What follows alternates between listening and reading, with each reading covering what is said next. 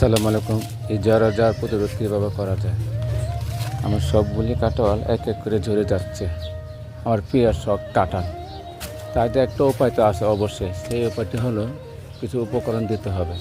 সেটা হলো humic acid, boron, gypsum, zinc powder, Epsom salt, সবগুলো উপকরণ একসাথে মিশ্রিত করে আমি মাটির গর্তে দিয়ে দিব, যাতে করে ফলগুলি আর ঝরে না যায়। যা যা হবার তো হয়েছে, সব বানাসা হয়ে গেল। এখন যে কী করি, তাই একটু এই পাথরগুলি মিশ্রিত দ্রবণগুলো আমি দিয়ে দিচ্ছি। কত সুন্দর কাঁঠালগুলো এক এক করে ঝরে যাচ্ছে।